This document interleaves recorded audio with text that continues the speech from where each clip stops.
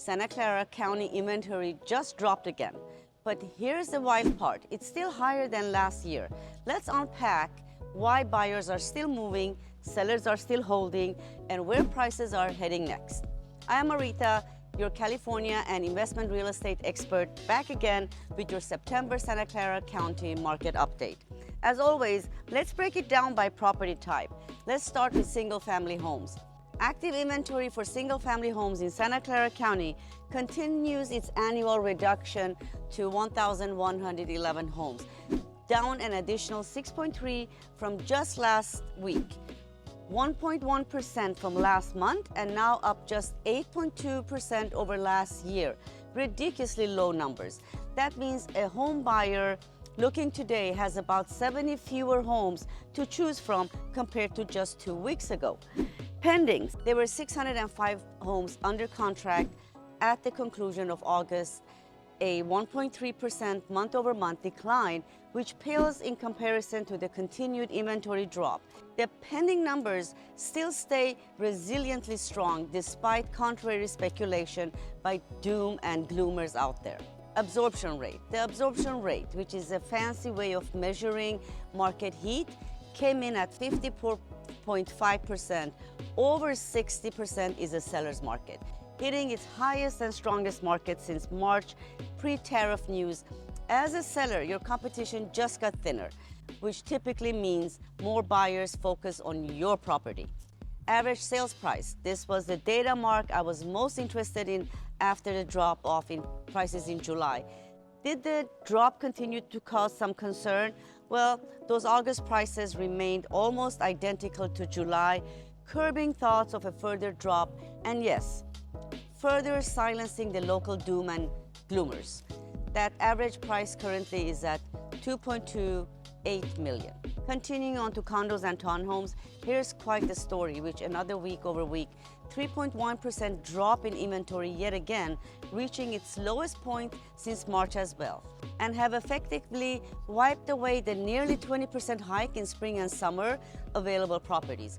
Between condos and townhomes, there are 810 for sale as August passes us by. The pending numbers have remained incredibly consistent over the year despite the ebbs and flows in inventory. With 321 pending, the numbers are one of their highest points this year and even 5% higher than the numbers last year at this time. And the absorption rate. I'm going to sound like a broken record, but the condo and townhomes absorption rate climbed up to 39.6%, the highest it's been again since March.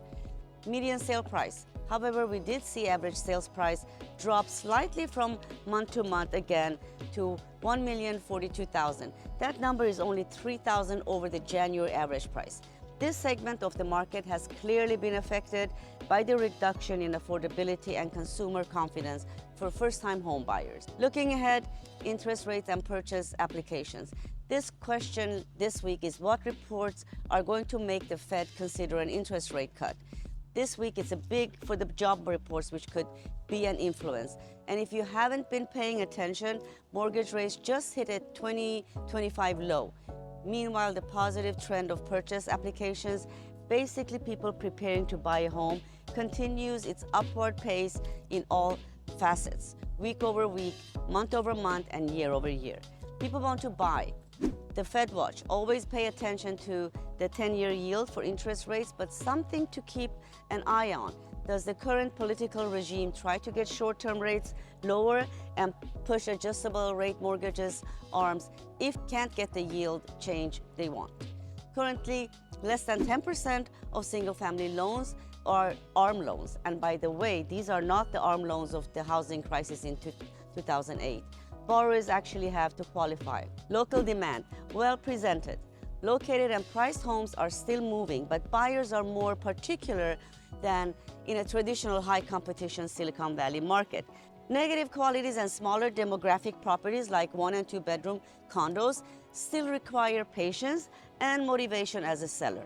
For those still looking for a crash like 2008, I heard a quote I loved the other day that I'll paraphrase. Housing 2008 is a mental disease for a group of people that will never go away, and there's no cure for it. The underlying housing data factors are solid, if not strong.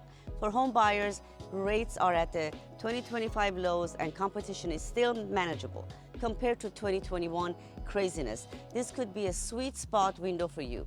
And for home sellers, if your home is move-in ready and well priced, buyers are showing up.